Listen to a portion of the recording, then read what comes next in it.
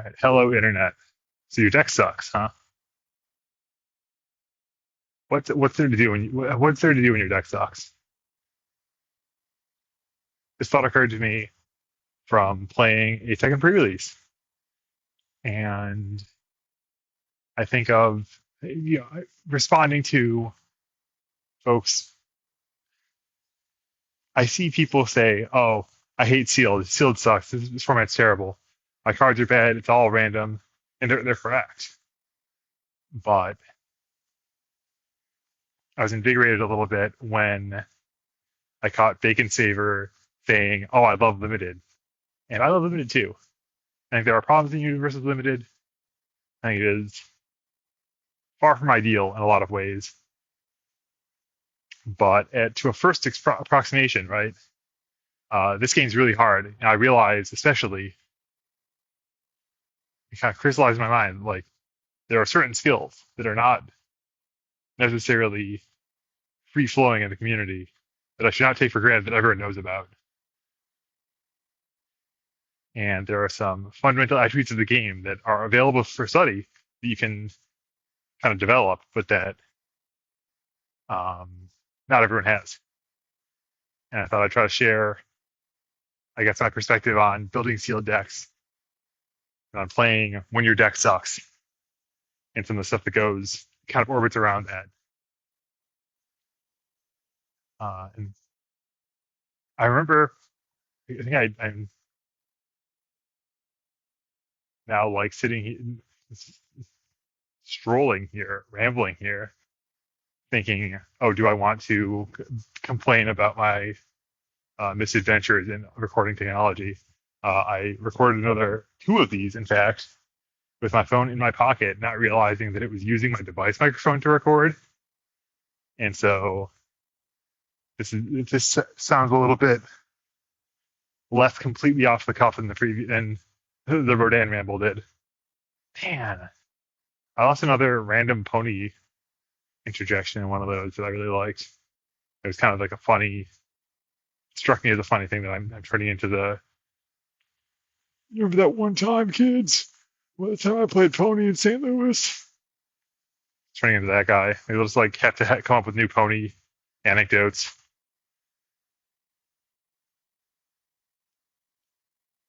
I don't remember what the hell it was. Is it just about Horndash Hammer? I think it was. Couldn't have been. Okay. If you're still with me, I hopefully had a strong hook and am now completely burying the lead. But I've come to enjoy the idea that, when you lose a game of universes, that means you were the worst player. And how do we know? Because you lost. I think there is a certain obfuscation that comes about, and like a protection of feelings, or actually maybe the good angle of this, actually, the completely entirely wholesome thing is that for all that universes asks more of you than a lot of other card games, where you can, in Magic, you're an anonymous sorcerer who is somehow above all the other planeswalkers and certainly far, far above the creatures who you summon and spend their lives in battle with reckless abandon and control these vast tracts of land in the metaphors. And you have these, like the Library of Alexandria is yours, and then some, and far beyond it seems the Library of Alexandria, because your library is full of spells, world-destroying spells, incredible creatures and bestiaries. But you're an anonymous. You're just the player avatar in Magic. In Yu-Gi-Oh, you're ostensibly a pharaoh, but you're just like the pure id of the. You're not even, like you're just a anonymous incarnation that is running the Yu-Gi-Oh game. You're just there. There's no story. There's no player avatarness. In Universes, you literally are Zangief from Street Fighter. You literally are Eren Yeager in the metaphor of the game, and you are using the techniques you've learned from all of your own gaming to fight someone to the death. and one of you dies at the end. And if you get killed because you take too much damage because you can't stop your rival from hitting you hard enough, from hitting you too hard, um, you let Aaron down, dude. Aaron's dead because you couldn't block. Why couldn't you block? Like there's some personal stakes to it, and that lends to heft. I think that makes it challenging in a lot of ways. That is, it's rough to lose in games of universes. It's easy to take that personally, but I know one thing I learned at work is that you are not your work. You are not what you do at work. You are a person who works and produces outputs, and those outputs are separate than you. They aren't yours anymore. Literally, like, they're now property of the company that's paying you. But uh,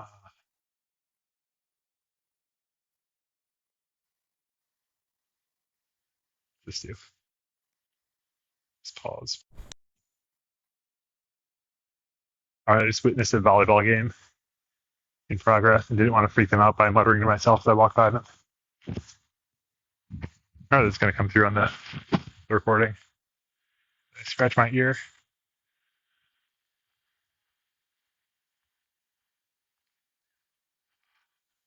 Anyway, yeah.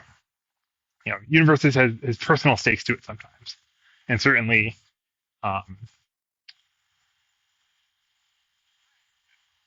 when the game is good and when the game gets better as you invest yourself more into it, right? As you customize your deck, as you build the deck that suits, your preferences and your understanding of the game, your mastery of the game, and then you fight someone and your mastery is tested, and you don't always come out on top like that. Now that's not just a challenge to, there's a challenge on many levels, I guess. And even when you invest a lot into the game, the way you play the game still isn't you. You're still you. That's just a thing you were doing, perhaps better or worse than you might hope you were doing. But all it's ultimately to say is, like, if someone checks a 5, they are actually better than you. And if you check a 3 and they check a 5, like, we have that's a literally, like, they are mogging you by a measure of +2 foundations. Like, they are like 2 inches taller than you. No, they're 2 foundations taller than you. They are a better person. Better control checks makes a better person. And being a better person makes you more likely to win.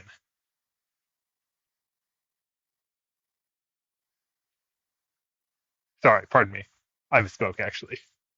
Being a better person, the better person wins a game of universes, and I know they're a better person because they won.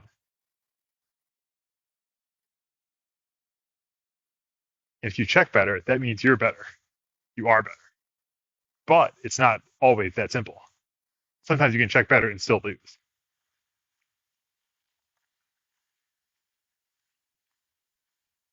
And that's when we get around to the kind of the alignment of the classical sense of, like, oh, I played better and I got less lucky, but my better play made up for my worse luck. And so, oh yeah, now, like, we talk about, like, oh, who played better in sort of an abstract sense, as opposed to the particular sense we can actually measure of who was better, who played better, like in the absence of luck.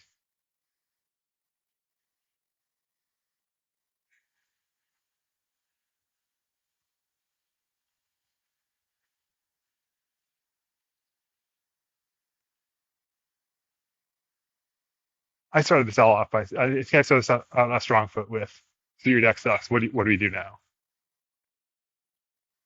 Because the other angle of it all is you can play better, but you can have a worse deck, or a worse deck in the matchup, we might say, because so often different decks line up into each other in different ways. You can have the best deck in the room, but still have bad matchups, and that is a big challenge. That's a very particularized view of the game. It is very simple and very, empirically measurable. Like,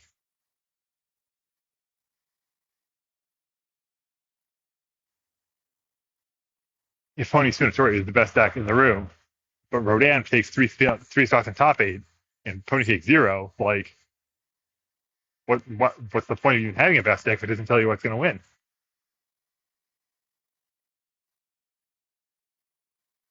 I'm like attacking my own goofy straw man.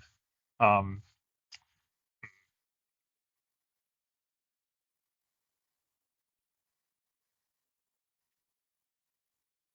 this is only a conundrum because I'm trying to actually make this into a coherent thread that has a coherent flow to it, and I forget if I successfully even pivoted this in a direction previously, but I feel like I did, and I don't remember how. So my apologies, folks. Gosh, I'm apologizing to chat. Like, how deranged does can a person get? Um, you're just here to listen, and you don't need me yapping about myself yapping about it. Bringing the vibes all off, man. Your deck sucks. Well, first of all, how can you make a deck suck less? Well, if it's, I think that was the angle, yeah. So, a very productive angle is we can invert the question and say, well, what makes a deck great? What makes a really good deck? And one easy answer is that the deck wins very often, wins on like turn two. And presumably your limited deck doesn't win on turn two. When I say wins on turn two, I mean like, forcefully wins, not just like your opponent kind of took their guard down. Your opponent went to 0 cards in hand as a 7-hander or whatever. I'm talking like your opponent defended themselves competently and were still overwhelmed on turn two and killed. Again, personal stakes to all this. You murdered them, and they like hired a bodyguard, and you still killed the bodyguard, then killed them. Holy crap! What a terror you are! And to do that, you have to have a lot of like really good cards broadly. We can simply abstractly gesture whatever is going on in the cards in your deck. They are cracked. They're really strong. You got a strong draw because it would let you win on turn two, and we know it lets you win. We know it's a strong draw. We say it's a good draw. It's good cards because it made you the better player in that game. You won the game because you had good cards in your deck.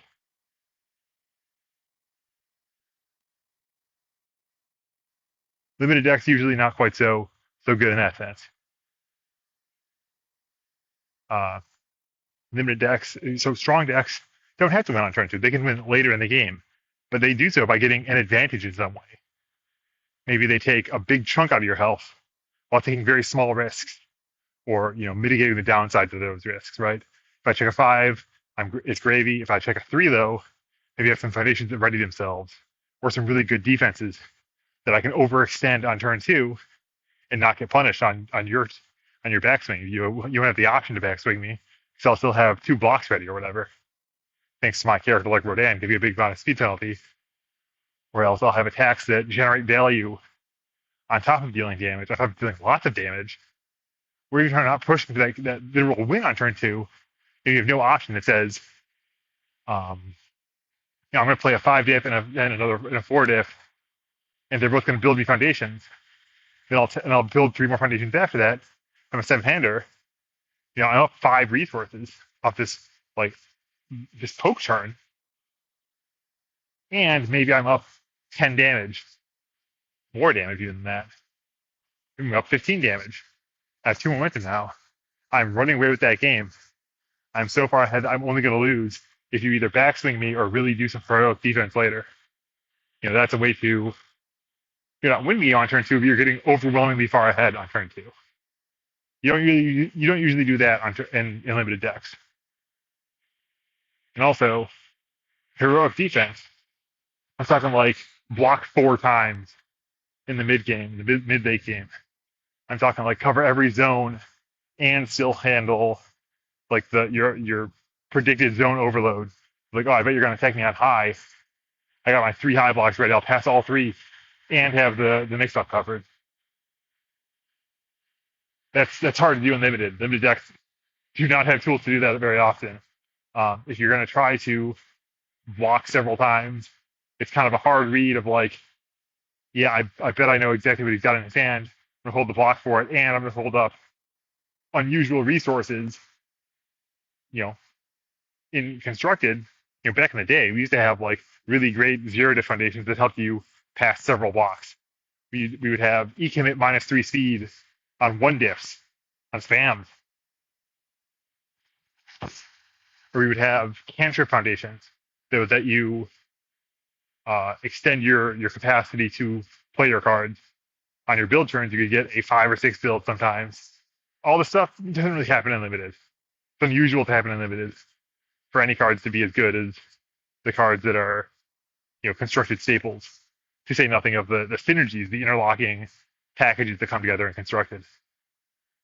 And so it's unusual to have even a late game where if you're at 5 life, you'll be able to hold on. But I think that happens not irregularly in standard of a deck like Rodan or a deck like Deku that can make a stand after getting roughed up really bad in the early game, that can turn it around and hold its ground for a few turns at the very least, to at least make it interesting, at least among the decks that are competent at blocking. Or else to have another thing that happens in constructed that doesn't happen in limited is that a deck will have like a mid-game kind of victory scenario, a lock piece. I'm picturing the Mitch deck, thinking of like Rodans and long games, the Mitch deck that won Las Vegas, where it can legitimately force you to deadlock because it's tapping and freezing so many of your foundations every turn. In limited, you'll get like one freeze, maybe sometimes. You'll have an unusual card that lets you freeze one of your opponent's resources. So if they have a good foundation, you can take that foundation off the board, temporarily take that foundation out of play. But even, then like target flip can be a constructed staple, uncommon and limited. Target destroy, foundation denial is another whole category of, the Shin Godzilla decks. They put your fund to 0 foundations. That's never happening in limited. You're never winning games like that. Limited is more back to the fundamentals, back to the basics. Attacking and blocking, building. Those decks suck.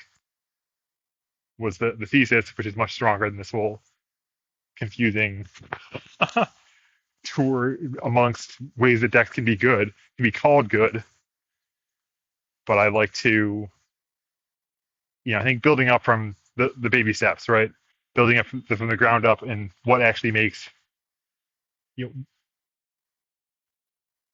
coherently describe a picture of what makes a deck good, what makes a play good, that's less than just, it won the game. What kinds of games does it win? And why does it win them that way? All right, if your opponent doesn't have any options, you tend to be a big favorite. If your opponent doesn't have any life, you've literally won the game. But why can't they defend themselves? A strategy that exists in the history of the game, though not really so much in standard. Actually, I guess it is a deck in standard. The mono, the Hedorah deck, mono with Rose. You just keep making their life total go down. You don't play very much defense.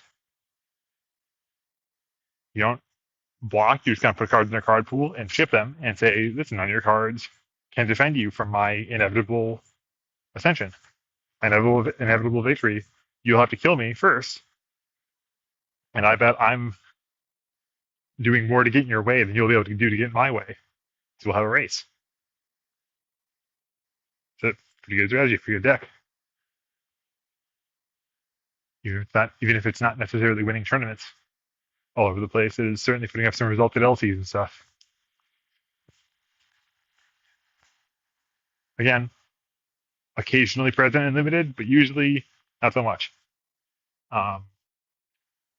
So one of the characteristics of limited is that your deck sucks and so does your opponent's. Well, what happens when your decks suck? Well, one thing is that all your decks that suck, they kind of run together. They kind of run at a similar power level. And they run kind of slow compared to constructed decks. It's a lot more dialogue than constructed can be sometimes. I'm going to ask you a question. Do you have a low block? And it'll be kind of face up that this isn't bait or anything. I'm just like throwing an attack because I had an attack to throw. And it's not one of the zones I really care about having. And I bet you're less likely to have a low block than another zone. Maybe. I think it's a good attack for whatever reason. I think it's a good attack. And so I'm putting it out there. And in constructed, you usually see this as part of some sort of strategy. But in limited, you can just kind of do stuff. And it's not probably not that much worse off than other choices by that big of a margin necessarily.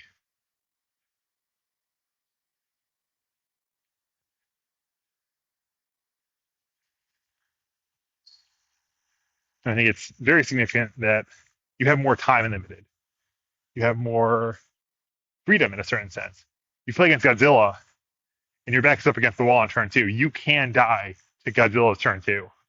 It is almost guaranteed that it is possible that he will be able to run you over. Even with bad checks, even with maybe one block.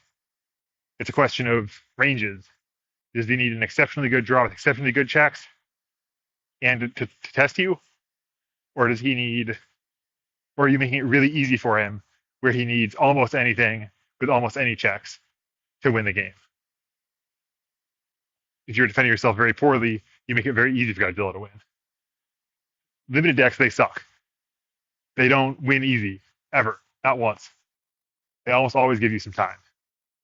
Even a character like Jin, who has very, very good fundamentals. He has minus speed to everything. He has plus damage to everything once he just chooses which side he's on. And he can also boost his checks, which is really nice. Potentially -4 speed to a thing, if I recall the shape of it correctly. Yeah, because when he adds the Devil Jin, the Gene counter, he gets +2 to his next check, and he may have already penalized you by 2 speed from being a civilian. So effectively -4 speed. That's pretty good to pass a block. Trying to outspeed him might not be a good use of your time. But trying to outzone him, trying to get one half step ahead of him, can be very profitable. Whereas perhaps more likely to succeed, certainly, than trying to outspeed him on raw stats. And so I was saying that limited decks are slow. Limited decks are ineffective, sure, but also you get several turns. Well, if you have several turns, play the game, your cards all suck. Can't necessarily make a good plan. Well, how do you actually win the game? Well, you make your opponent's life total go to 0.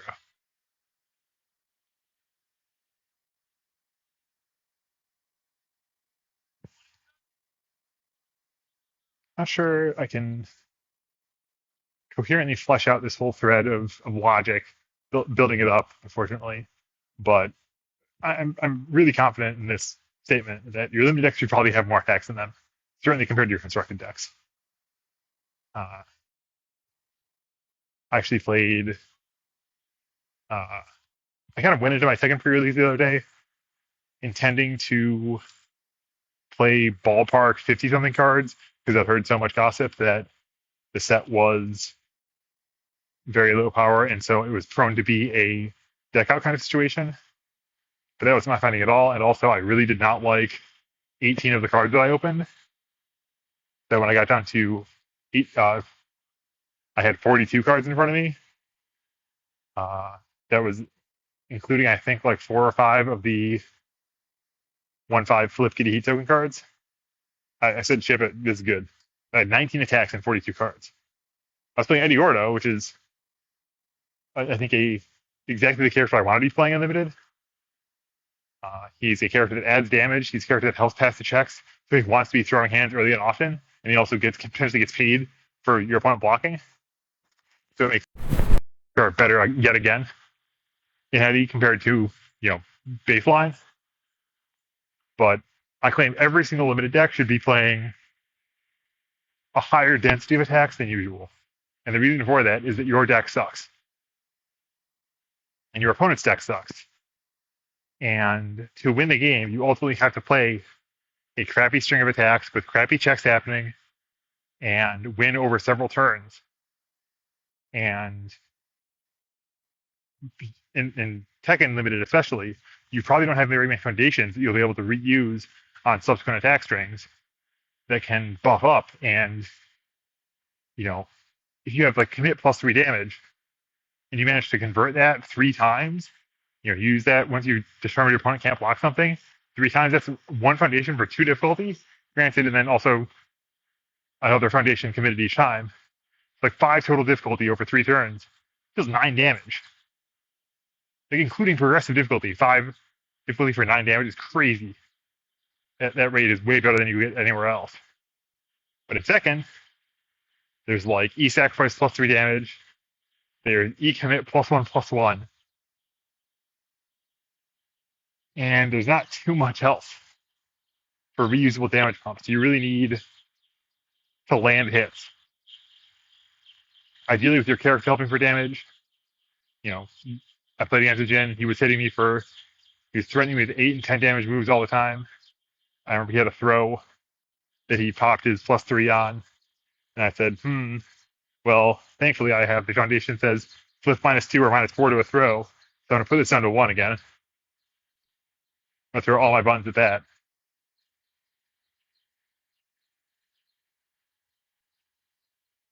But yeah, almost half my deck was attacks.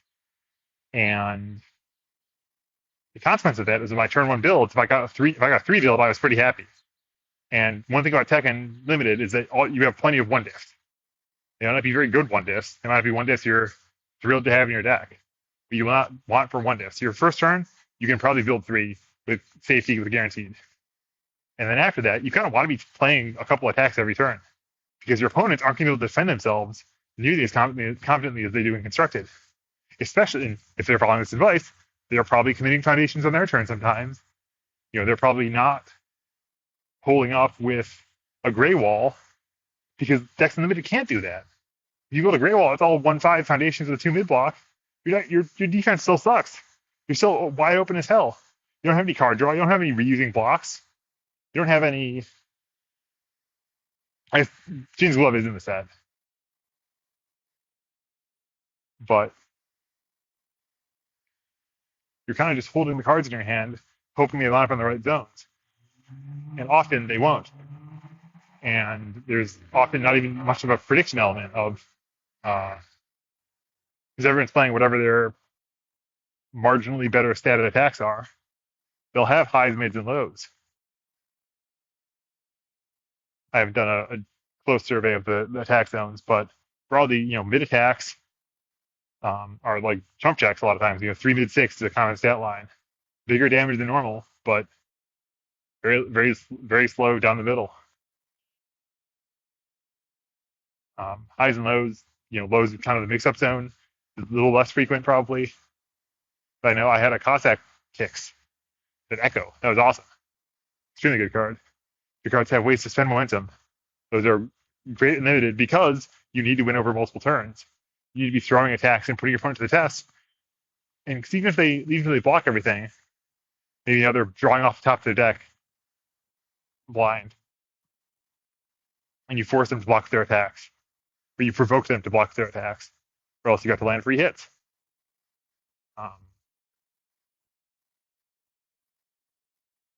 Yeah, I want to think about the idea of forcing, right? One way you can think of of your actions you take in the game is to move towards a win, but also simply to move towards a situation that is more legible, that is more clear to you, that is more understandable, has less fog of war in it.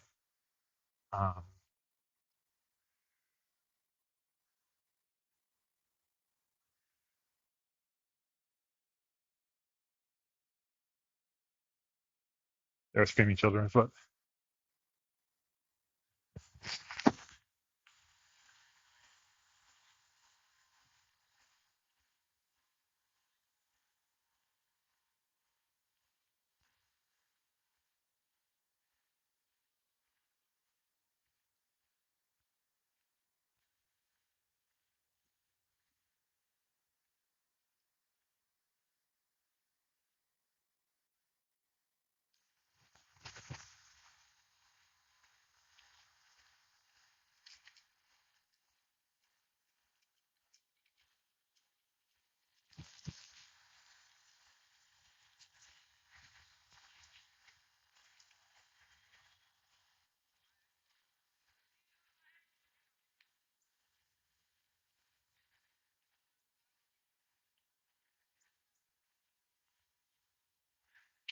Okay. Maybe I don't need, maybe just people just ramble about and can unselfconsciously talk, just yap to themselves while other people are in like earshot. But not me, not right now. Anyway,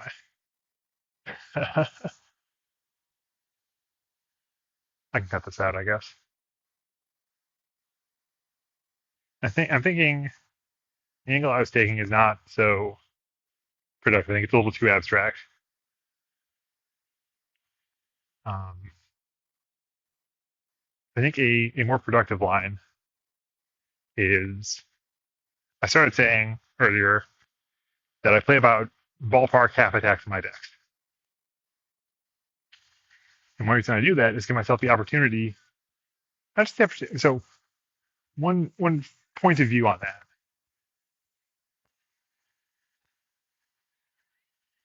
is that I just want the total damage of attacks in my deck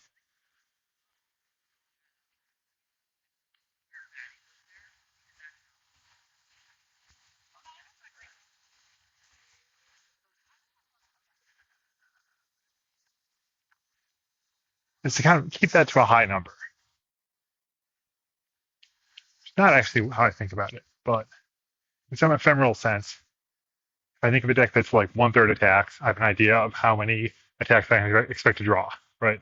In a normal, typical-ish constructed deck, 20-ish attacks out of 60-ish cards.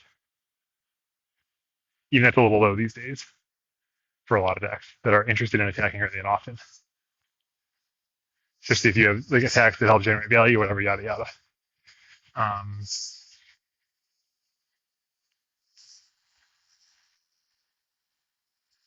but in limited, your cards are worse. Your deck sucks, and you need to make sure that you have a number of confident attack turns.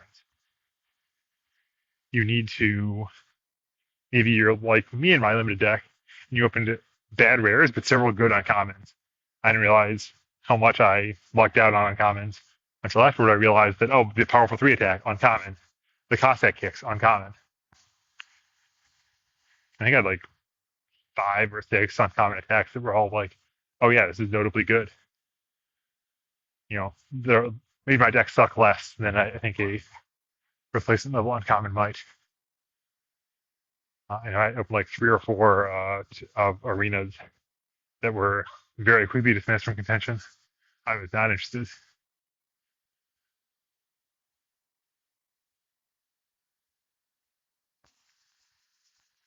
Maybe I should have played them anyway just to see what it was like. But one of them was like, oh, add a backup from your graveyard to your hand. Open the backup ultra rare. Restore ally. Yeah, build a backup. Gain X health. X is the number of backups in the set.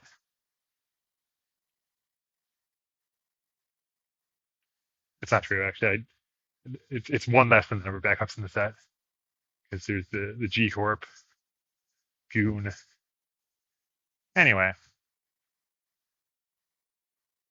you play higher density attacks because you want to have a lot of turns over the course of the game where your hand has 3 or 4 attacks, and even as a big-hander. Because hand has 3 or 4 attacks gives you a lot of choices on how you can attack them. If you have 2 attacks and you want to do a quick 1-2 combo, that's all the attacks in your hand. You only have one decision. Do you play this one first or that one first? If you have 4 attacks, often those attacks will have better block modifiers. Often those attacks will have different traits in another way that can make them better or worse to play. Kind of situations of having more attacks in hand gives you a higher ceiling. Yeah, it's where you play all the attacks. If you're a better player that turn, where you're going to check a lot of 5s, he'll help you win more often because you check a lot of 5s. But even if you're a worse player, even if you're a manlet here, it should. I gotta pick more derisive, gender neutral terms. Chud's good. Chud's a good one. Even Mog, but like, do women get Mogged? I feel like that's not appropriate.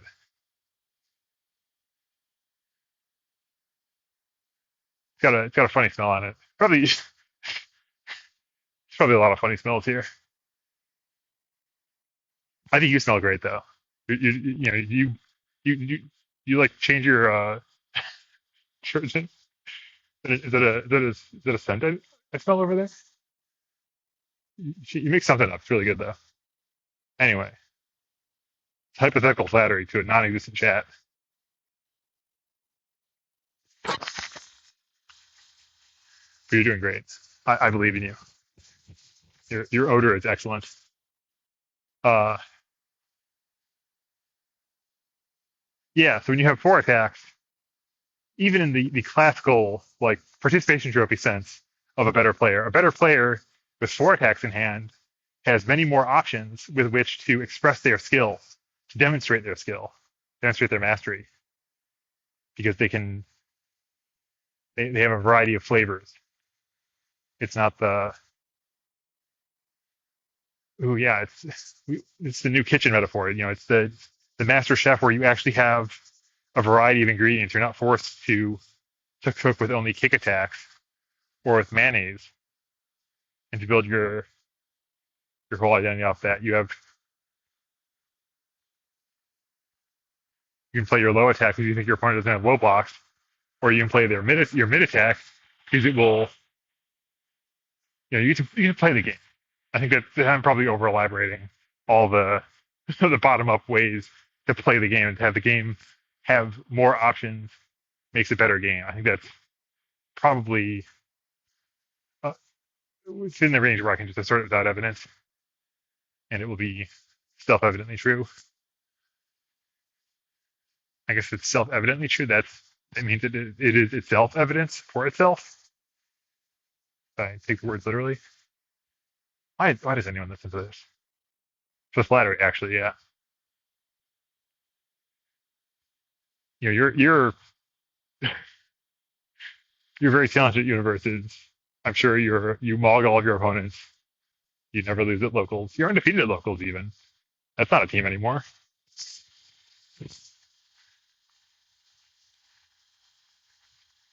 I think I got caught up with an nasty crowd that was kind of cabal or something. It's crazy. So when your deck sucks, you can make it suck worse by putting more attacks in it. That actually makes it better because instead of being good at making control checks, you become better at what matters, which is killing your enemy, killing the opponent, killing your ops. You can't kill your ops unless you have enough damage. And if you want more damage, you need to put more attacks in your deck. And this is not necessarily good advice. Constructed. If you're constructed, you can be punished for your hubris, your arrogance.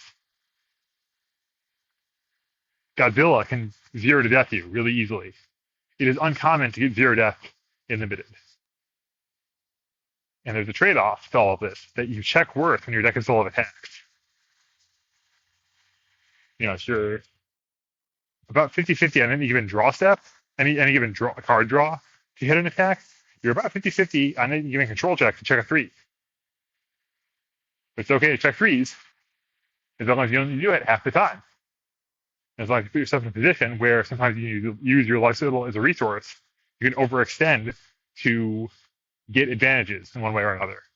And that's another lesson broadly here, is that you can make the most of what you're given when your deck sucks. That's a general rule, actually, is that you should build a deck with intention that is going to be good at something. And you should know how to leverage the thing you're good at to win more often, to be a better person.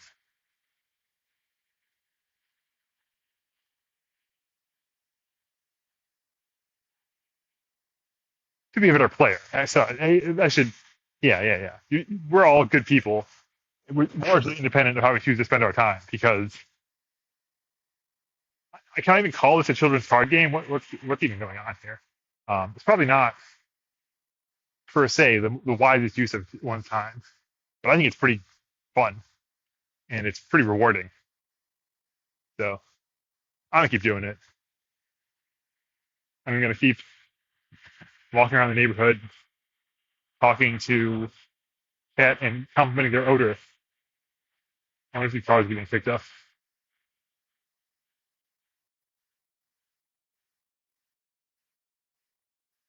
Yeah, so broadly, know what you are. When your deck sucks, know your deck sucks, and try to have an idea of how and why and what you're going to do about it. I think a lot of people can get tripped up and make a lot of not even I was going to just like natural conclusion of that sentence is they make a lot of mistakes, but they don't even realize where they are, what position they're in. They kind of just follow a script that says, oh yeah, you're supposed to play about 1/3 attacks, and I have 40 cards, like a third of a 40. I'm going to be a little aggressive. I'll play 15 attacks. Never mind that they're like 4 difficulty, 4 low for 4 on the high end. That's like an unusually good card. And then they play and they kind of throw their cards around kind of the same way they'd always do. And they're disappointed because they get decked. None of their attacks do enough. They're covering their block zones like a good player does all the time. Every turn, high, mid, low covered. Can't get any attacks for free on me. And they say, this format sucks. My deck sucks. But when your deck sucks, that's a demand. It's a challenge to you to make your play not suck. Find every advantage you can to make yourself win more often because your deck's not going to do it for you. That's the one thing we can say about limited. Unlike constructed, your deck never wins it for you because you have to build that deck that day. You can't piggyback on someone else's work. You can't get lucky.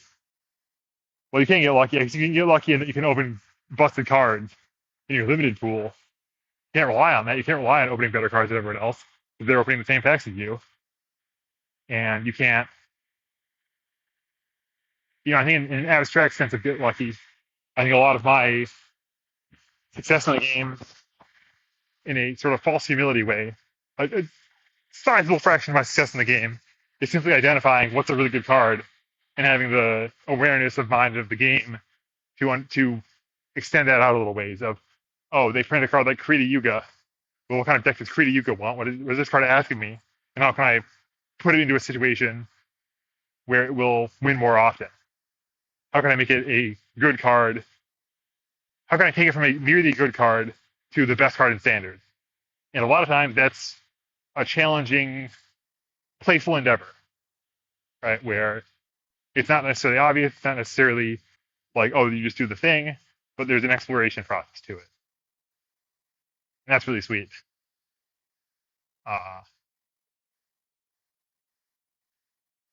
Like putting combined firepower together with Aaron's trial was fortunate in a way, in the same way that like if I played chess and I picked an opening that you never knew, that would be fortunate. If you're a stronger player than me, if I happen to have studied an opening that wasn't in your book, now I'm further ahead than I should be based on our rating, what have you.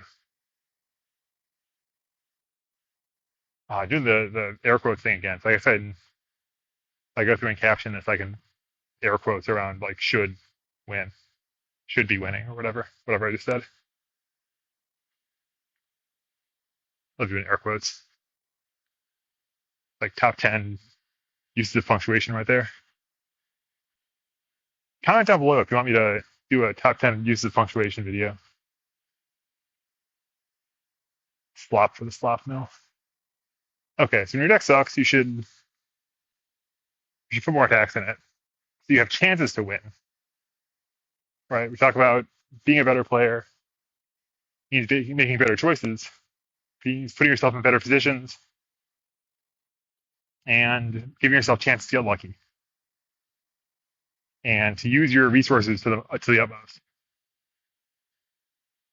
Because there are things you can control, things you can't control. You can't control your control checks, and when you'll check 5s versus 3s on the individual check. You can affect the aggregate volume of this, right? You can say, by playing 19 out of 42, I signed up for checking more 3s more often, statistically, right? Like the mean control check, the average, the sum of control values in my deck was lower than it would have been if I had 17 attacks or 15 attacks. But on any given check, I still had a chance to check a 5. I still got a 4 build on turn 1 once, right? An unusually lucky draw. And I hit 1 5 check. I went 2-2, 1-2 on my turn 1 build. And that still happens more often than not with this kind of attack ratio by a smaller portion than usual. When you're 1/3 attacks, it happens twice as often. You'll check that 5. But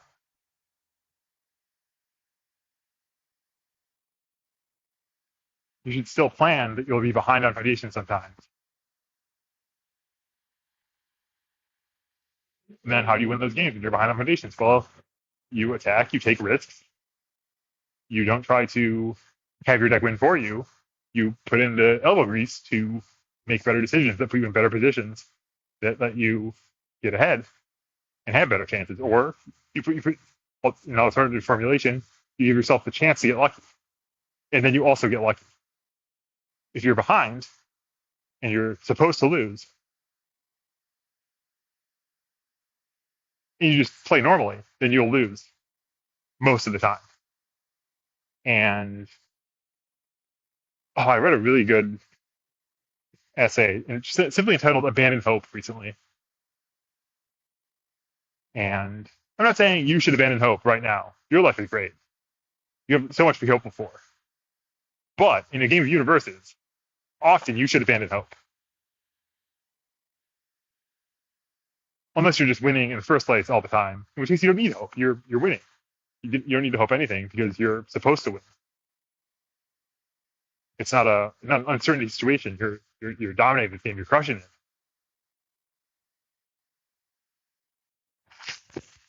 But when you're behind, and you can make a conservative play to remain behind, and if you check out 3, you'll be sad, or you'll play around checking a 3. You'll spend your last attack in hand because it has a better block modifier to make sure if you check 3 that you'll live, right? You'll block the lethal attack. You'll get your next turn. It might be better to abandon hope and to play your foundation, try to check your 5. If you check your 3, the game's over. You take lethal damage, you lose instantly. That's painful. That's difficult to accept. But there are advantages to abandoning hope, to giving up and saying, oh, if I'm the worst player, that's find out right now, and I'll lose if I'm supposed to lose. If I'm the better player, the game will go on, and I'll be in a better position to win. That's a risk worth taking. And that's how you become a better player in the classical sense of taking things that make you win more often, especially when it's a favorable gamble, as typically it is. Most decks have more foundations than they have attacks. Even these limited decks, Fear, Voluminous Advice, you check a 5 more often. You check, you're playing a bunch of 4 checks. You check 4s or 5s more often than 3s. And there's a certain level of mature understanding you can develop of this that is well outside the realm of a ramble video here. But I think I actually, in one of these, I tried to talk about mill decks. That's right. I talked about,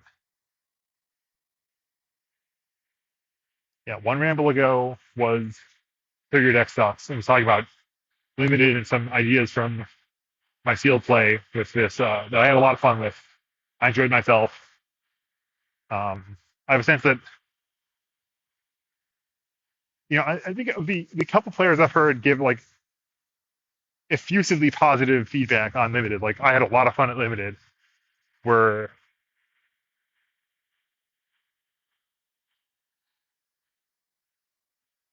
I'm like weighing how much to be doxing people, I guess, in this video. It's like super pointless. They're fucking famous in the community. It was Ryan Levine talking about playing Kiske and Guilty Gear, and it was Gavin, who I'm blanking on the last name of, who I identify as a super aggro player. So it's kind of interesting of like order, Hawks, control guy. Maybe not a control guy, but Breeze One Rival Foundation theme deck makes sense. Had fun. Happy to play a lot of small ball attacks in Guilty Gear Limited and grind out throwing lots of hands. Maybe the Hawks gamer, so he's really used to playing 1 mid 3s, which is only slightly worse than a typical attack in Guilty Gear Limited. Anyway, if you're uncomfortable throwing attacks, if you're uncomfortable in uncertain situations, you might have a very hard time playing limited in universes, because universes, they game about uncertainty and about navigating that uncertainty in slightly better ways and in making slightly better decisions, even though you can't know what the best decision is unless you're a genius like me. I can know what the best decision is a lot of the time because I've been playing this game for way the hell too long and I'm very good at it. But you can become like that by carefully studying the game and getting better a little bit over time as you keep doing it. And a cool thing about limited is that it keeps changing. Even if you play the same set over and over, you're getting new packs, you're getting new pools, you're getting new cards. You're playing against opponents who are growing as players as well, ideally. And it doesn't have the same levels of predictability that Constructed can sometimes. Although there are very much still patterns involved. If you're playing a game that is recognizably universes, and it doesn't have some patterns evolving, then it's, well, how are you recognizing it as universes? Right? We wouldn't want to reinvent too much too fast all the time to make it unrecognizable. That would be a different kind of problem. But I think that they've, even in Tekken, is a set that lacks a lot of the features I think of. They made really great, they made limited play really fun. I'm thinking of like powerful 3 attacks at common. I guess there's a number of powerful 2s, which is probably fine to have around. Yeah, what's my beef with this set? It's got heat tokens that are pretty forgettable and have funny knock-on effects, with some of the rares being. I really think like the Mark Rosewater of it all, of like your mechanic isn't your mechanic unless it's a comment. I think that's a based idea. I'm a fan actually, but I think that the feedback of that into heat smashes leaves me feeling some kind of way.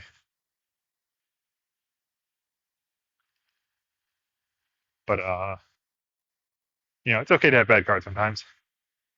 And I think the characters are very well done to be like. I've always been an enthusiast in limited of having an open character select, treating character cards like basic lands. In the sense of, if you wanted to play a character going in, or if you develop a impression, oh, like I opened a lot of really good king cards, I want to play a king deck, you should be enabled to do that by the circumstances surrounding the event, by the tournament organizer. That you should be able to pick whatever character you like out of the characters that are available in the set. And if that has negative consequences, like I think of in set 4 of My Hero, League of Villains, the character Muscular was very dominant in limited because he indirectly punished your opponent for attacking, and he also had a very large health total that meant that if your deck was a little short on damage, you might actually struggle to count to 38 or whatever the hell you get.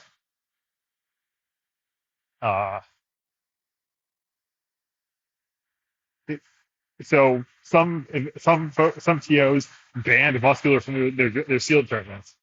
I think it was a good answer, and was much more necessary if you were doing, open character selects. Because some sealed pools wouldn't open a Muscular, and if you weren't doing character select, you wouldn't have to worry about that player playing Muscular anymore, even though they would want to if they wanted to optimize their winning chances. To me, that's disappointing that we're going to take out that fundamental level of identity from the game of not being able to choose your character freely. Although certainly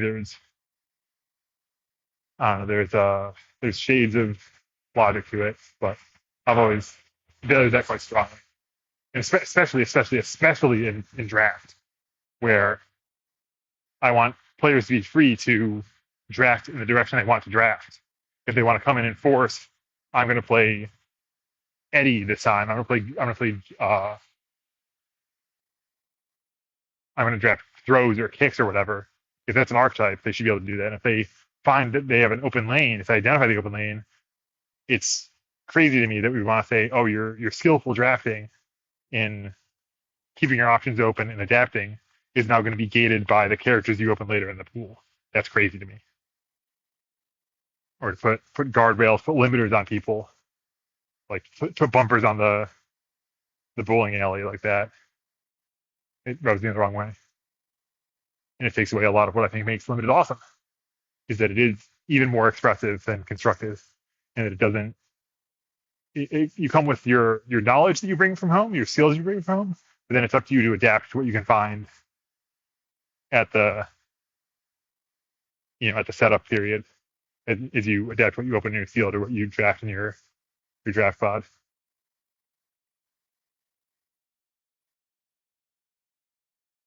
So suppose your deck sucks, then you just got to play better. If I'm in this space of a thing to be aware of, certainly in Tekken Sealed, is that I think the balance of damage bonus and damage penalty is slightly skewed towards penalties. And the heat token awkwardly, like, it feels like cheating every time I put an attack to 1 damage and then take 1 without blocking it, and the heat token does nothing because it's on me to take 1 point of damage. That smells funny to me. But they got their on hit, they got their momentum.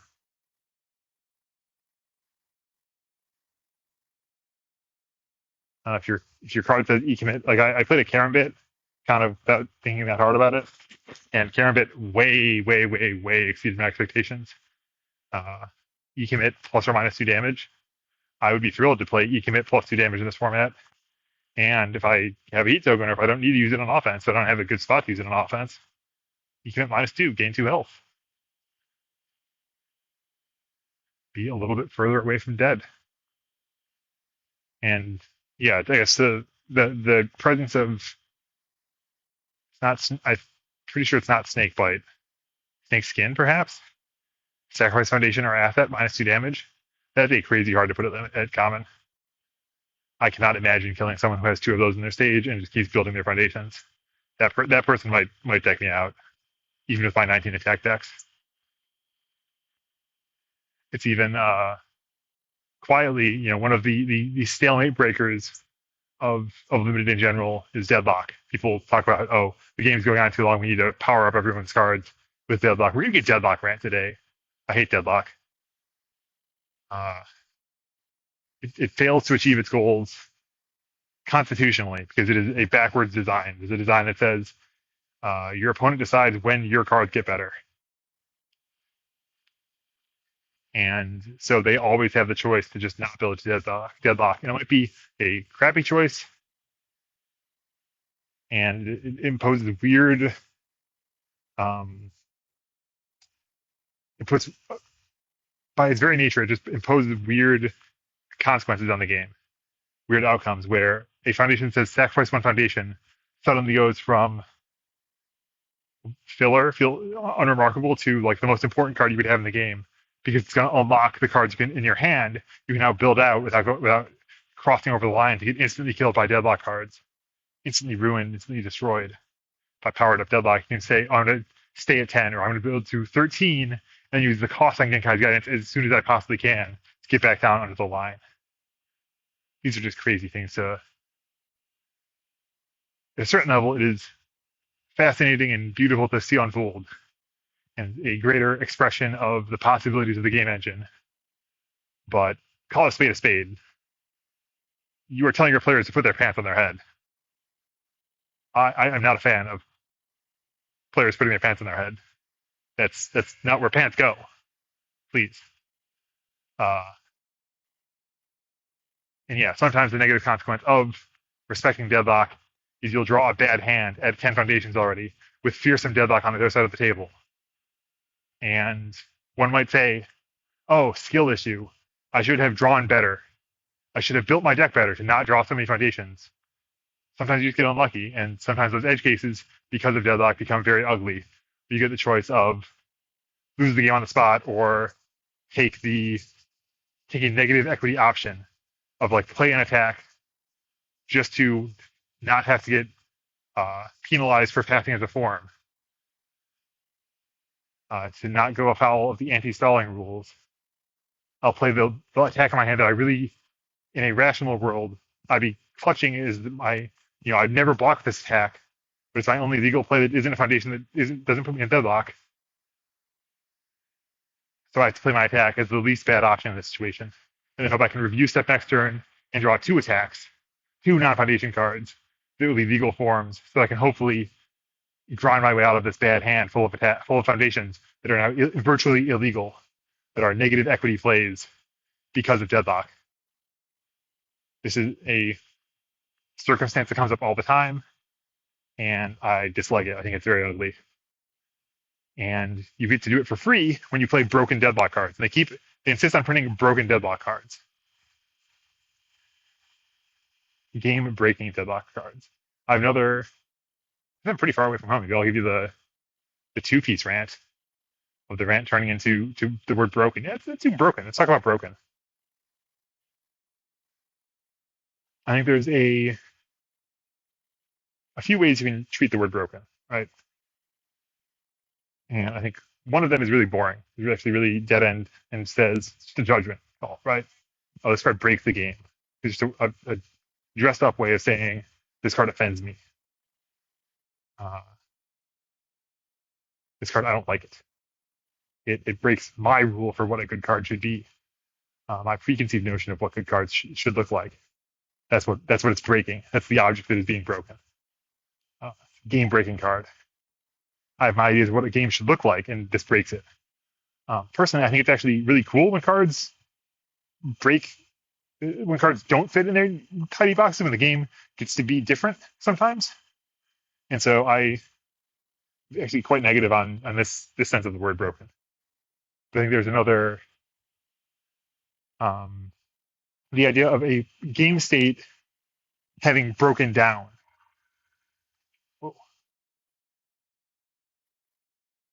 Is another angle to it that I think is interesting sometimes.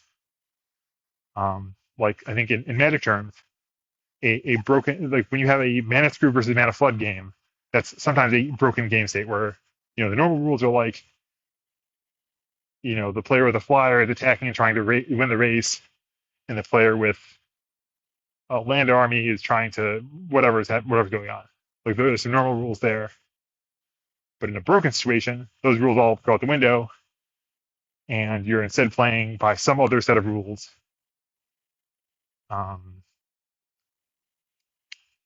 Some other set of strategies are necessary to adapt to the weird broken spot you're in. Your normal plans are breaking down. This is actually maybe a good frame on it. I'm playing a mono red aggro deck, and it should be pointing lightning bolts at my opponent's face, but instead, because my plan broke down, I'm instead pointing at the creatures to keep control of the board. Maybe if I'm playing Godzilla, my normal game plan is supposed to go screonk and kill you on turn 2. But if that breaks down for whatever reason, if that isn't achievable, maybe now I'm playing defense. And always I gotta shout out whenever Godzilla comes up. I love Godzilla. What a character. S tier design. Everyone who's been complaining about it for years. To an extent I get it, but he's peak universes. He's like one of the, like him and Ghidorah are like 2 of the left foot, right foot of peak universes. Baby steps up the mountain, whatever type shit. Like they might be like iconic 6-hand sides. Godzilla is the aggro deck that screonks and blows you up, but it's actually interested in playing a lot of subtle decisions in the long game, and not his most powerful feature, but a very powerful feature that will come up all the time if you're strong players playing Godzilla matches, is how good he is at defending himself and of snowballing advantages and using his stuff. And then Ghidorah is smells like a control deck, right? His ability is a defense. He has 2 defensive resources. Well, like 1.5. I mean, tutoring is what you make of it, but he can select his block, and it can often be special blocks like breaker blocks or 200% unleashed that fully blocks without a control check. And he also has 3 lives. He can no-sell attacks. You can send a 50 damage attack at Ghidorah and only deal a third of his life. The Ghidorah one dot. I'm talking about the challenge deck card. Um, but in practice, enabled by that defense, the necessary strategy every Ghidorah has to observe is it has to kind of get active. It has to kind of fight you. It has to have a clear. I've never seen a successful Ghidorah deck that didn't have some clear plan of victory. Sometimes that's just like, I'm going to play 200% unleash a couple times or whatever. But it's going to touch your opponent's cards. It's going to break down their defenses and whack them upside the head with a giant attack. There's never, if there's never a Ghidorah mill deck, but that's like even further afield than a typical mill deck in terms of successful decks out there.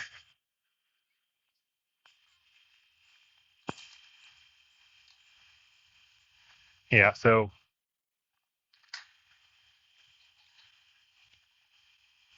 broken games are interesting games. They're different. And I think I may have notes somewhere about this, but I haven't looked at them in a while. I remember I was kind of cooking on this.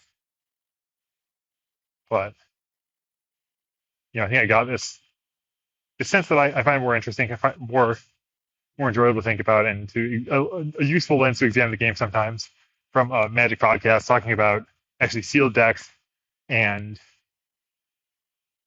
wasn't even sealed decks. It might have been like modern like creature combo Yawgmoth type decks that are suddenly turning into here's my young wolf, I'm going to get in for 2 and winning the game with damage, or elf ball decks. Maybe it's a classic example where they're just playing, they're casting 1-mana 1/1 creatures that are supposed to tap for mana and are supposed to be doing this big combo flourish, and instead they play a broken game that is less effective than a typical limited deck in Magic. We're playing 1/1 creatures on the ground, slugging it out 3 points at a time or whatever. These are incredibly weak cards, but it's the play that maximizes their chances of winning for one reason or another. Their normal plans are breaking down, and they're improvising with what they've got. That's really cool. That's really interesting.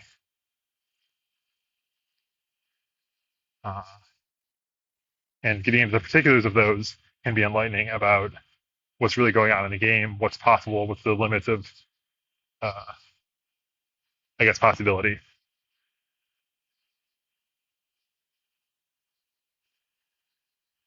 And so that's like the base perspective, the peak perspective on broken and breaking the game.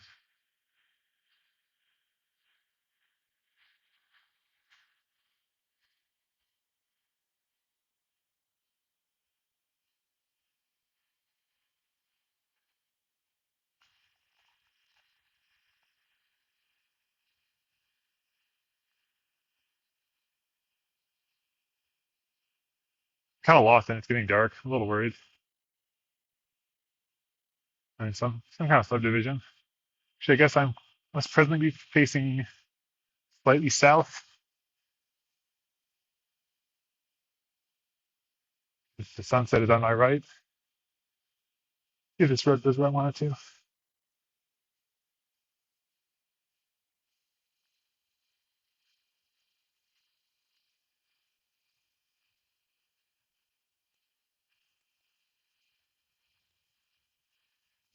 Yeah, so deadlock breaks the game, and again, sometimes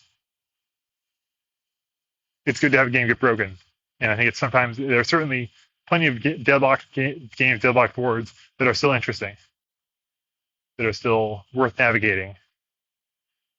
Still games worth playing, certainly. But one of the things that comes up in the deadlock discourse is the idea that if I built a deadlock, that I deserve whatever happened to me. And I mean, sure, whatever. But if if universe is a game worth playing, you're gonna have more agency than just, well, did my opponent draw their bomb that infinite combos me, or I won worlds with risky gamble, and with tutor chains that ended with risky gamble. because it was worth paying 7 difficulty to put a copy of Beast Titan Attack in my stage, to commit it, to draw a copy of Ready Shot, so that Ready Check could put a copy of Risky Gamble in my hand, so I could play it as a form, and then have Deadlock, Enhance, Flip, destroy one Rival Foundation. That is a good use of 7 plus 4 plus 1 progressive, plus 1 plus 2 progressive total cost. So, as many as worst possible checks, just those 3 cards could cost me 7 foundations. Target destroy foundation on a resource that is reusable later if I can outwit it while drawing a card in a deadlock kind of game. That's a great deal. And I like Kanji, I like Irwin in part so much because on their face they have a free get out of deadlock engine. They are never going to be pinned on 10 the handful of great cards with no recourse to get out of it, if I have to respect my opponent's broken deadlock cards. If my opponent's deadlock cards are like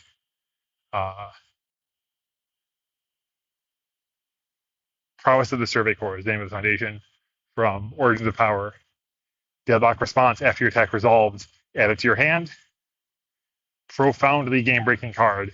Easy piece of uncommonly true infinites. If you're in deadlock, your opponent has one of those, and they have an invisible infiltration, they make checks until you die, or until they fail their 4-diff so many times. They have to check enough 3s that their 4-diff can't pass.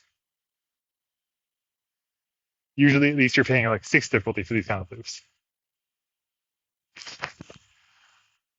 And even if not, add an attack for your card pull to your hand is one of the most powerful sentences available in the game. It gives you less progressive difficulty. It gives you, it gets around, they have to block it again. It deals often a fairly large chunk of damage. You can force multiplier of any repeatable damage pumps in your stage. It's literally a combination of, something resembling Urameshi's Perseverance. Draw an attack of your choice, a card of your choice from your graveyard is Urameshi. But usually, when you're trying to win the game, the best card you could draw is a attack card. And just gushing about how good Military Airship is ultimately here. Military Airship, very, very good card. You should play it more often, because putting it in your deck will make you win more often.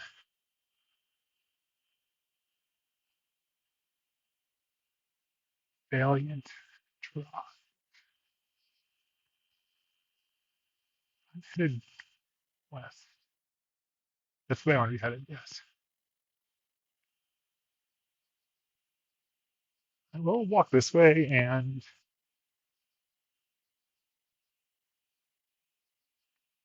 this where I am?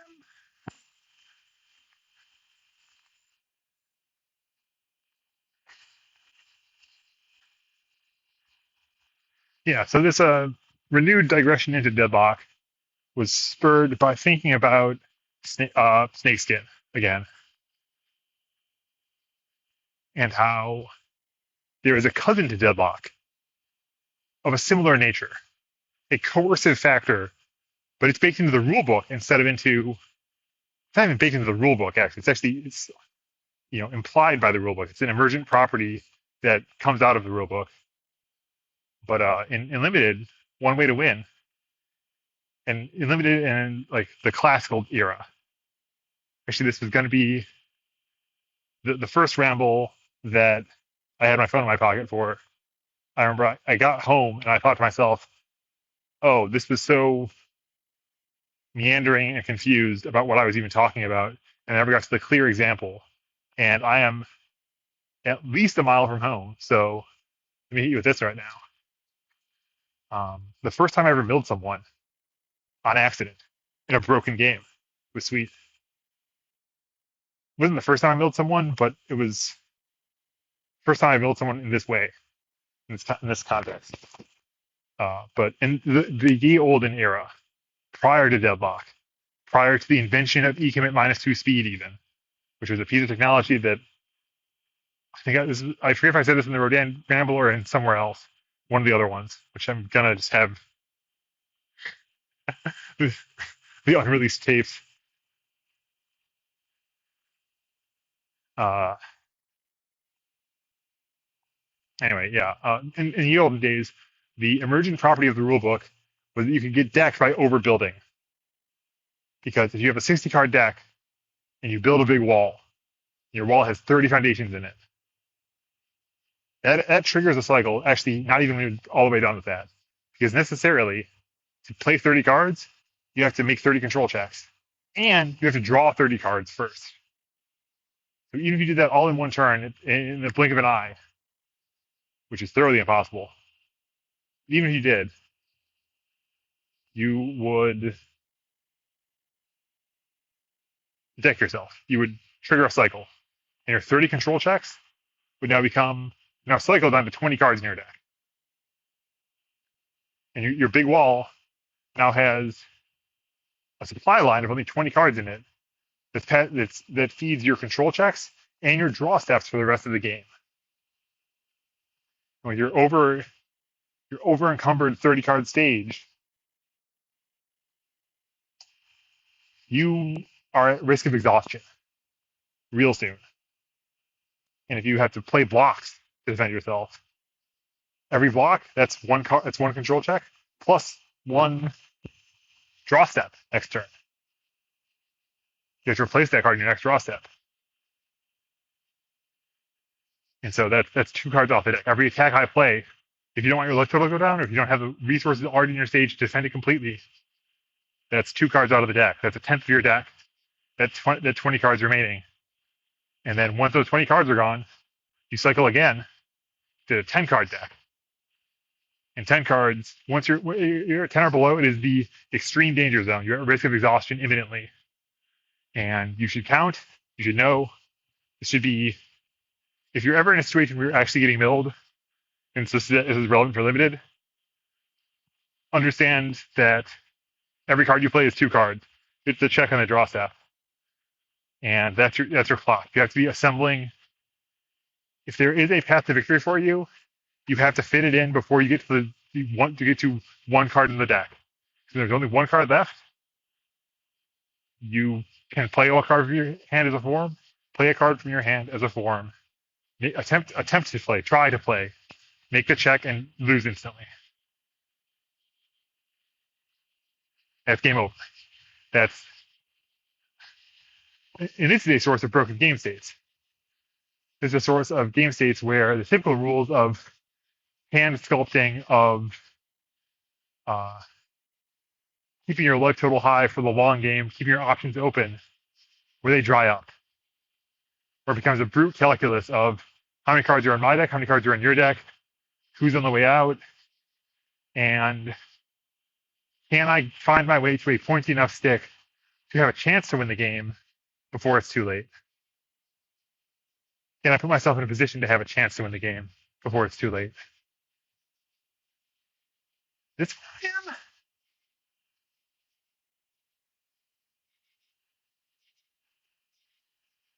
Are these Christmas lights?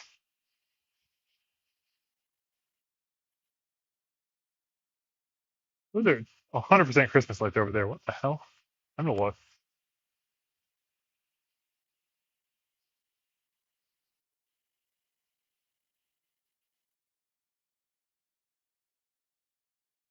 I'm gonna take my phone out and turn my flashlight on. My phone battery isn't too low. It's getting a little low. Concerning. If I don't come back, no one will ever hear this. That'll be really sad. Okay, I've broken the seal on my phone. I can look at Google Maps. Okay. Bang. I'm going the right way.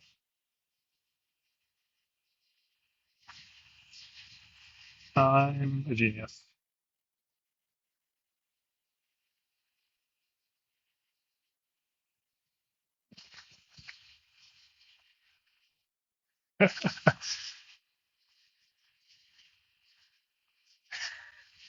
There's something incredible about rambling about broken game states whilst having my navigation broken. Well, lost at sea in a sprawling suburb. I think these are July 4th decorations. There's a lit up American flag in the front yard. There's a dinosaur in a hutch, a lit up glowing dinosaur. Yeah, very red, white, and blue themed. Yeah. Okay. This is like a very American household, and then their next door neighbor. Yeah, so we have the America household, and then next door they have like running lights kind of along their gutters, along the front of their house, and like up and down the sides that are purple. And they have a their they have like a lamppost in the center of the yard. I think I'm supposed to stay on this road. Its name is that, so I'm going the right way still. Anyway, yeah, they have a lamppost that's bright glowing rainbow colors. I wonder if these are dueling political statements in their lights here.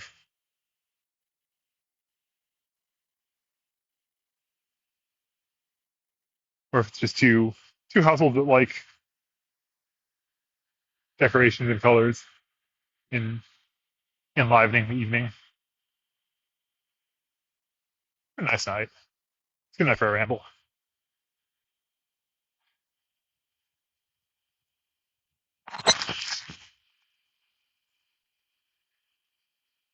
Yes, if you don't want to get decked, don't put too many conditions in your deck. Don't put too many bricks in your deck. Gray cards, those are dead cards. Those don't get your opponent dead. Orange cards, now that's lively. That's bright and colorful and alive. That allows you to stay alive by making your opponent dead. It's a battle to the death. There's only one survivor. Although none of us are getting. I love the expression that no one gets out of this life alive. It's like such an incredible tautology.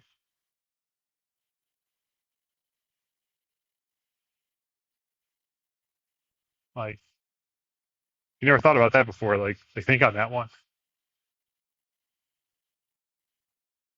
I know in like middle school, high school somewhere, we had a unit on the Egyptian pharaohs and the burial rites and practices and yada yada. Which I read again recently because the Mormons were interested in Egyptology, and that's a whole complicated knot of theology at that point. But like I recently bumped into some reading about the Egyptian Book of the Dead. That's burial rites for ancient Egyptians, for pharaohs.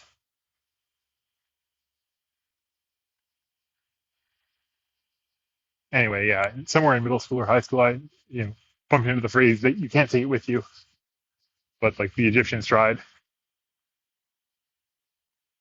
or sent some of the wealth of their rulers along with the rulers into the great beyond. You go to the street before I go to the great beyond. Turn the other way, good.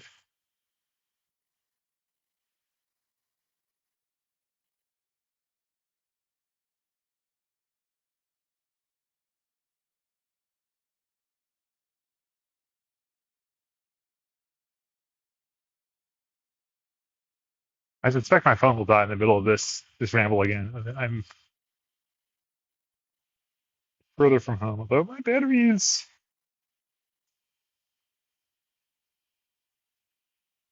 not staying strong, but keep the battery safer at least.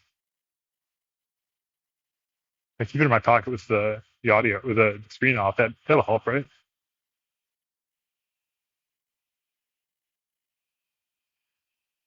Yeah. So that's right. I have a queue of topics.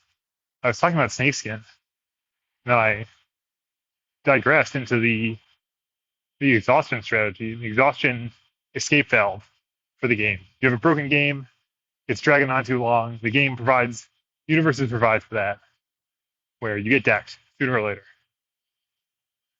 very slowly sometimes, because one card equals one check and one draw set to replace, but only two cards. If you clench up, you slow down with 20 or 30 cards in your deck still. That's probably not happening in limited. Well, actually, if you're playing a 60, you're playing all 60 of your cards. That can happen in limited for sure. I guess one clean observation I can make that the kind of thing that I hinted at earlier that's like available to everyone but not necessarily common knowledge is the compounding effect of a bigger deck size in universities.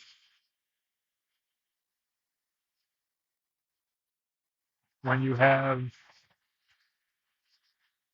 a 40 card deck, this is kind of the same thing.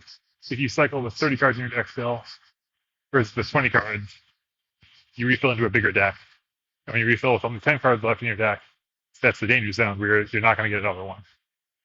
If you start with 60 cards in your deck and you're playing for a potential exhaustion angle and you build 15 or 20 foundations, you might still have plenty of space to wiggle around with, to play with. Plenty of gas in the tank, so to speak, even if your cards are all mediocre and your strategy is non-existent. That might be fine if your opponent's deck is even worse than yours. Your opponent's strategy is even more tepid, more limp, or if they're decking themselves by generating heat token when they don't need to be.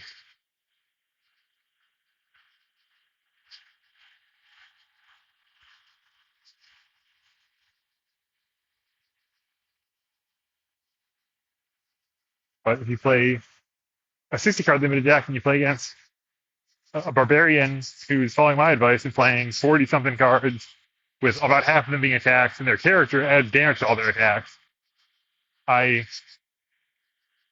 maybe you're talented enough to defend yourself, to stay alive until they deck themselves out. But I bet they'll make it interesting.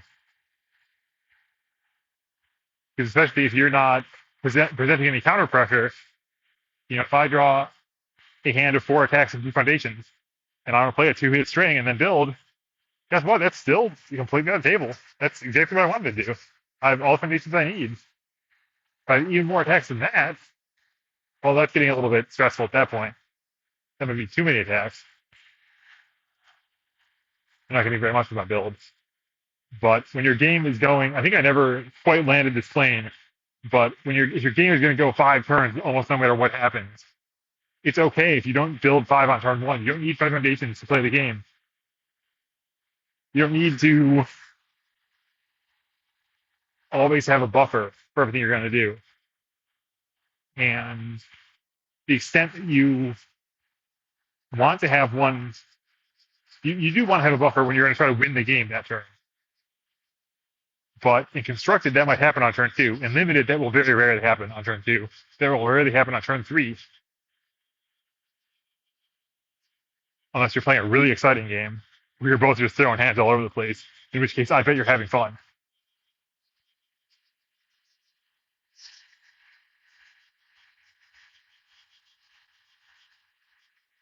It's fine to only wind up with 6 or 7 foundations at the end of the game. And then with 6 or 7 foundations, that's plenty of stuff to play some attacks and at the very least have a chance for all the checks to work out enough that you can win the game. I remember one of my games, I kind of tortured my opponent trying to optimize my sequencing, and also consciously decided to stop torturing my opponent by calculating too much. But I opened to get a destructive form that makes my heat tokens burn for 3. And I had 2 attacks, one of which was contact kicks. And the raw damage total was like 28. My opponent was at like 18. And I thought, well, if he blocks 3 times, he might live this. But even if he blocks twice, those 2 full blocks will still burn for 3. And I didn't actually get all the way to calculating the permutations of the damage outputs. He blocked like the best attack to block, save the most life. I just said, we're shipping it. This is close enough. I don't want to be here all day. I don't want to waste your time and my time by thinking this through excessively. Oh, okay. I tapped my earbud and it made a sound. Did not believe it changed anything. Don't know what it changed, but what it meant, we'll find that out later. The recording is still the Gucci. Anyway, that was a particular Eddy Gordo attack string. Was attack, attack, contact kicks. And I had 2 momentum to go into it, and I had somewhat particular sequencing to make sure that the highest speed attack that like I flipped some. I think I only won with about 7 foundation, maybe not even 7 foundation to play, and I ultimately checked some 5s such that the last attack had room to check a 3, and then I could still had a flip cost in my saves that would give it +1 speed on the contact kick. And thanks to being Eddy, even this 5 difficulty echo attack as my 3rd attack of the turn was still only on a pair of 6s for control checks. So even with my limited stage, and Eddy's strength is that he's a little better at passing checks than a typical character. Takes 1 card out of progressive difficulty. And that's a resource that isn't necessarily intuitive to quantify for a player with less eons of experience than I do. But it's kind of a fundamental building block of the game. You'll get to know eventually, I guess. But broadly, that like characters that are good at passing checks are, if I was playing Tekken Sealed with Asui, 1-dot from MHA1, maybe I wouldn't think she's an excellent choice. Probably would, actually. She's probably still pretty good. You can hit +2 speed to anything, but memory reserves. You can clear a kick or slam. Here, ranged. Ranged was her keyword. But critically, you can flip foundation to ready her, and you can also clear your card pool. Like Warang is fine and limited for sure, because clearing your card pool is a very good ability. Lets you keep attacking, but I think Eddy's is even better because you still get your momentum after clearing it. And clearing it is, sometimes there's some other effects that key off of that, but broadly, like, no progressive is the reason you clear, and the downside of clearing is that you lose the access to the resource. This is, I don't know, fine-grained analysis that is very, very far afield from my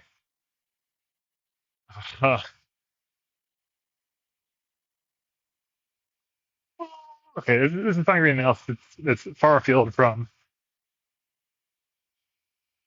not getting decked by attending to the level of offense, the level of violence in my deck, to borrow the Undertale terminology, the amount of love I have, how much I love universes. If you love universes, you have to hold hatred in your heart and have lots of attacks. That's when your deck sucks, in Minecraft. Oh, my neck's getting stiff. Holy, my neck is really stiff. It actually hurt a lot. We got to get home and get hydrated. I know where I am, by the way. I've ascertained my. Oh yeah, I was saying how much was unit time when I looked at the map earlier.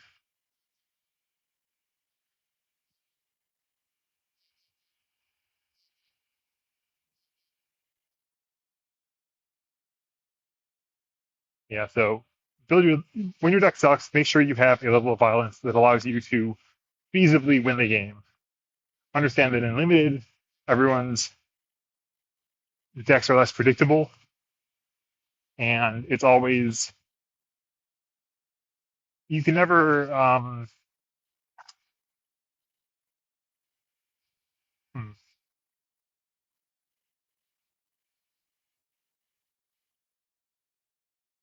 okay, I remember that one of the crystallized thoughts from the end of the last ramble that didn't get recorded.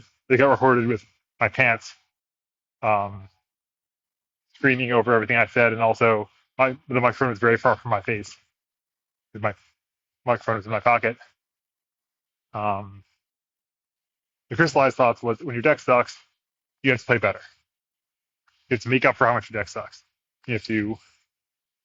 I don't think I even came up with. You have to take advantage of what you have.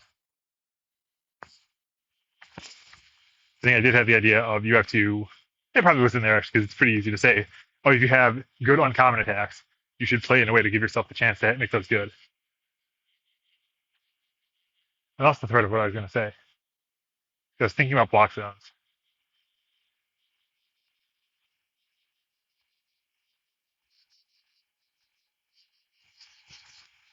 Field decks are unpredictable. You don't know what you have, what your opponent has.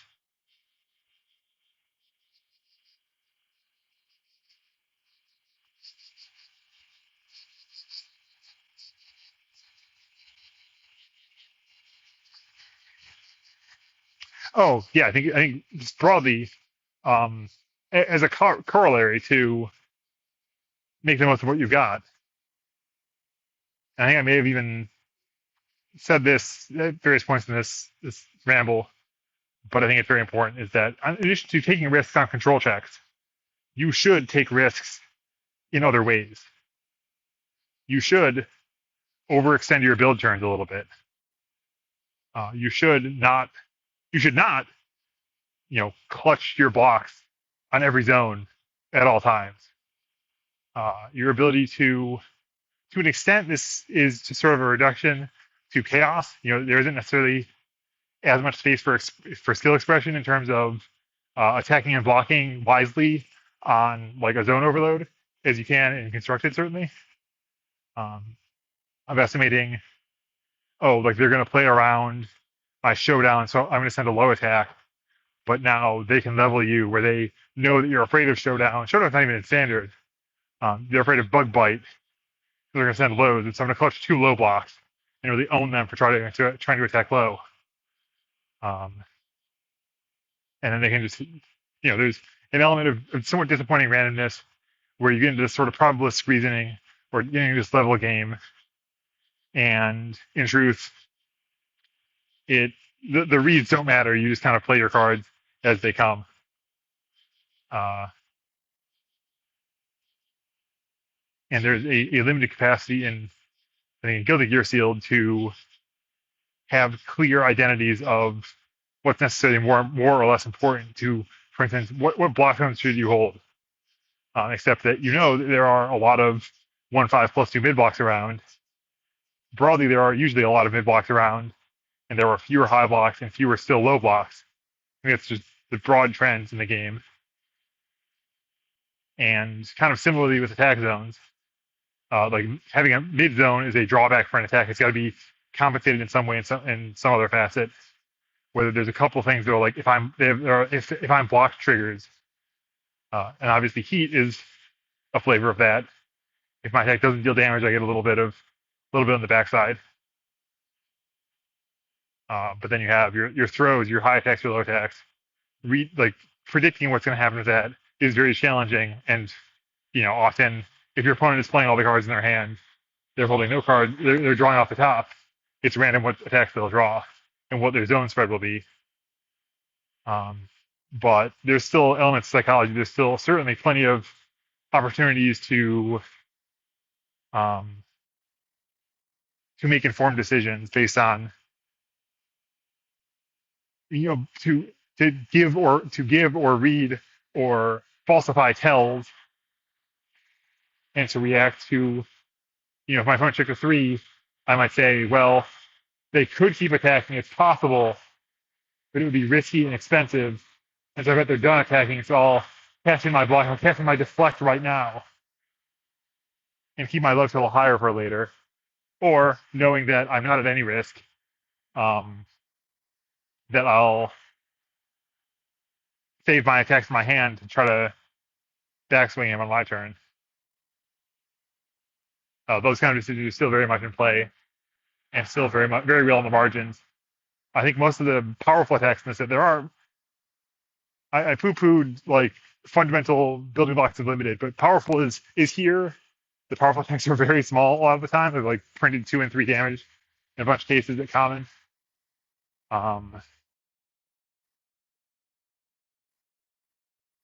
But if you're going to have 3 momentum, then powerful 2 is still great on a 2 damage attack. You can sink all that momentum into it. It's find anything else to do with it. If you're playing Heihachi, you get powerful 4 everywhere, which is awesome. I was really impressed with Chief Excellent Officer, I think. The 3/6 foundation that adds 1 to your next keyword rating. I got to use that on Breaker and Deflect that hadn't occurred to me. And also, I think it crossed my mind to use it for powerful at some point, but didn't end up coming up. Didn't end up happening. We'll play that card in Constructed. Try to put a really big Breaker rating on someone. That'd be fun. I guess it's all attuned. Anyway, I guess we're here to ramble, so I don't need to be self-conscious about rambling. Moving from topic to topic.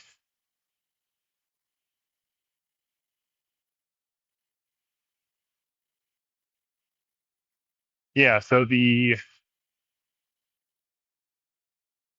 thrust of the thing that I think I just dropped 2 or 3 times, the topic, is that in limited you can calculate more. It is worth, your power level is lower and your uncertainty is higher, which is challenging. But you can calculate the chances that your opponent can pass another attack. You can calculate the chances that your opponent can pass 2 more attacks. And you can calculate like what you think the size of those attacks might be. If they're like 5 damage attacks, or if they're playing Jin and all of their attacks have been like base 5 damage, they're going to be 7. You know, if you partial block something, if you deflect something, those small edges in Constructed matter a little bit less often. Your margins of victory in Constructed are more often like, well, he had a good start. He was player 1. He roughed me up on turn 2. My turn 2 didn't have a overwhelming backswing, so I did some normal stuff, and then I was run the hell over on turn 3.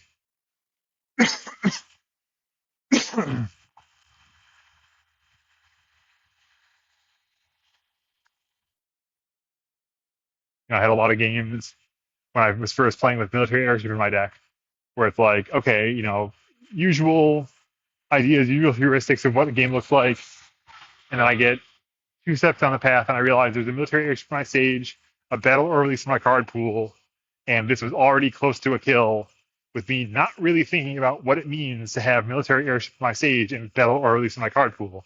Because what that means is that I have another 7-speed high for 10 in my hand. I was playing Peak. My first time playing.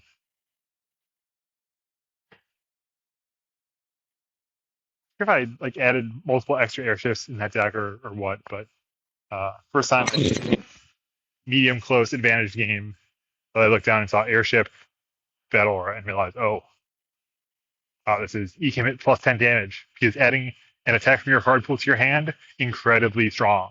Those are words that should draw your attention if you ever see them, put it that way.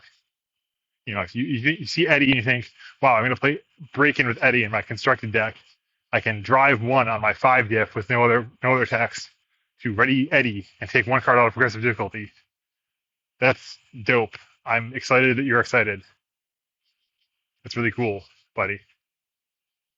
But for me, if I was going to get out of bed in the morning, I would breaking to draw an attack.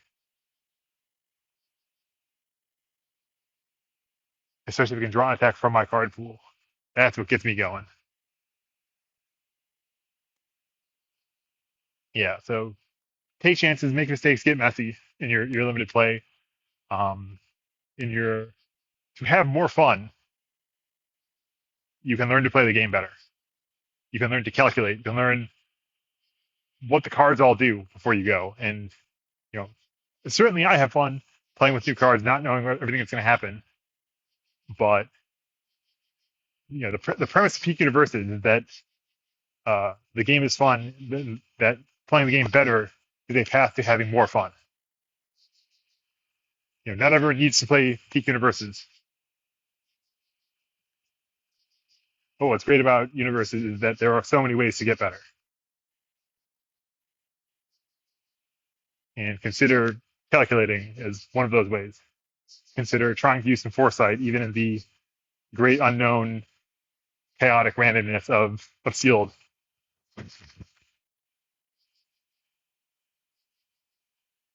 And yeah, give yourself chances to win by playing more attacks, because the guy who's throwing hands every turn is going to have chances to win, because he's going to have chances to get damage in, and going to have better chances to win 4 or 5 turns down the line when some of that stuff has landed and his opponent's gotten beaten up, and the guy who's always on the back foot and is timidly defending first. That's bleeding a lot of equity that they can get gobbled up by a more proactive player. And when everyone's decks suck, you don't get punished the same way you do in constructed. But everyone's decks are ineffective and bad, and prone to checking bad, and don't have good cards and don't have good strategies. Um, the cost of failure, the cost of inefficiency is lower. It's about being, in general, it's about asking the right questions and moving in the right direction.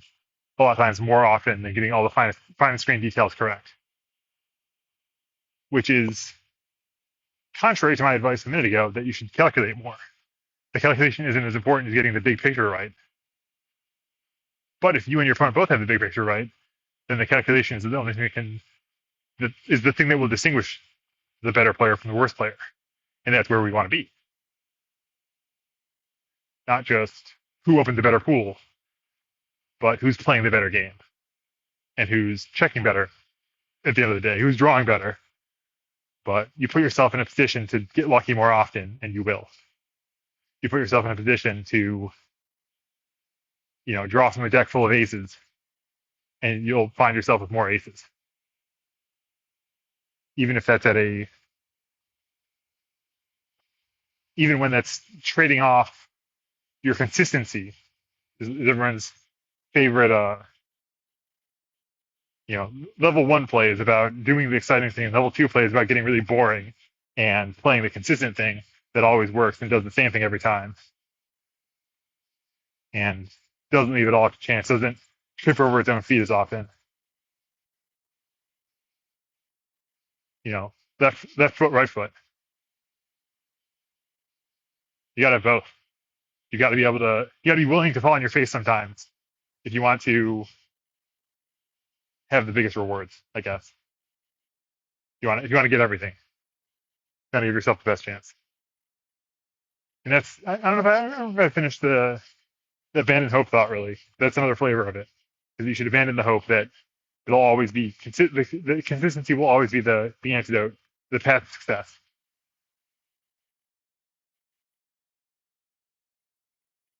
Consistency is good, but consistent mediocrity is much worse than occasional brilliance. And the beauty of limited play, the objective, concrete beauty of limited play, is that you don't have to invest as much of yourself into it to show up and play as you do in constructed. In constructed, you choose your avatar, your champion, and you choose the one that speaks to your soul. It says, I am like Armored All Might. It is me. I've never once gone into battle expecting to lose. Like, these are like arch words that are the base of my personality. And now, if I'm defeated as Armored All Might, I like, that's crushing. It's this devastating blow. I invested so much in this deck. I bought all the cards. I constructed all the synergies. I did everything right. I still lost. It's terrible. Genuinely, authentically, I'm not trying to give this hypothetical person shit.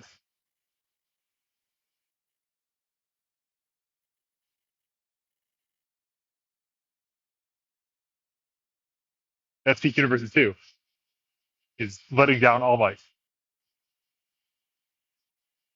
is having to abandon hope. Oh, there's something. I'm not going to land it. I'm not going to land the plane of how the greatest hope is found after hope. Once you've abandoned hope, as you abandon hope, in the real sense, abandoning hope is where you just decline to. You can see the game. You just go. You just say go next. I'm abandoning the hope that I will ever recover this game.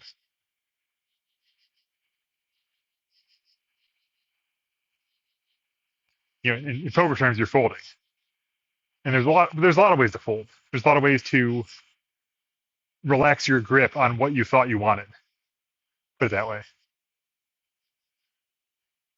And to say, well, maybe there could be something else that isn't what I hoped for, but is what I might actually have. I might actually already have.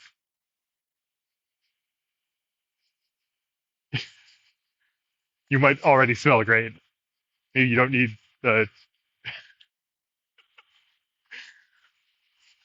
I have no idea where this is coming from, to be honest, but I think it's really funny.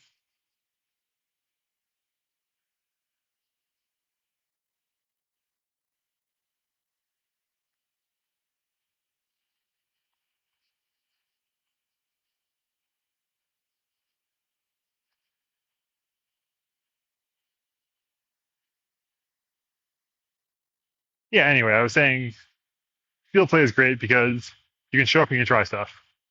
You can show up, and I have a mild regret that I didn't give my heat smash a second thought.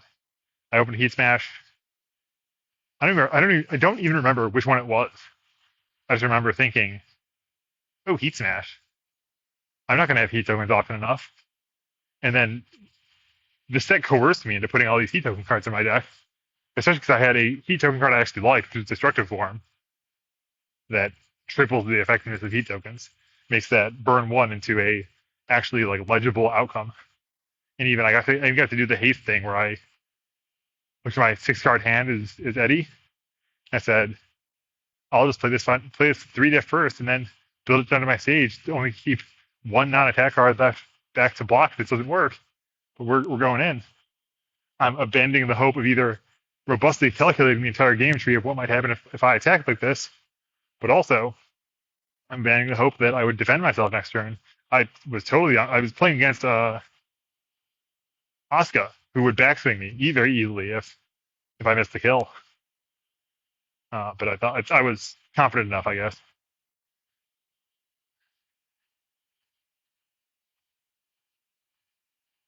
I mean, obviously it worked out, but most importantly, I had fun. I think it's a little easier to have fun when you're not having to work so hard to even get out the door, even get in the room. Which is, I guess, ultimately why I really like Sealed, and I guess I'm recording this to help promote Sealed play, limited play.